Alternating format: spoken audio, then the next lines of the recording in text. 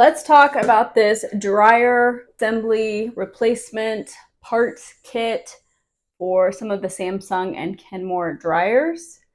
It comes with this whole big piece, and then this kit also comes with these different replacement parts as well.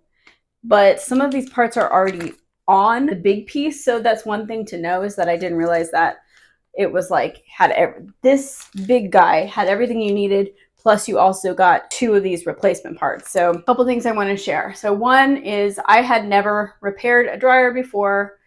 I just found a video on how to replace the heating element using this replacement part, and that's what led me to this part. And it was very easy. It was very, very, very easy. You're just undoing screws. The hardest thing was just to get like there was a band that kind of holds the barrel and suspension. That was the hardest thing.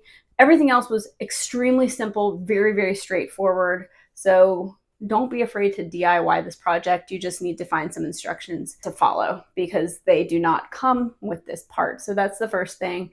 Second thing is that this is a generic part, and this part is way less expensive than the certified parts that you would get from Samsung or from Kenmore. And after it worked great right away, it fixed the problem, but then maybe 4 or 5 months later, it broke again. And so I did decide to buy the same kit, and because it was just so much less expensive. So in my mind, it was like, this could happen and keep breaking every 4 to 6 months, and it still would be less expensive to replace this whole thing than to buy the certified one from the manufacturer. So that was kind of my mindset, and because it's so easy to install.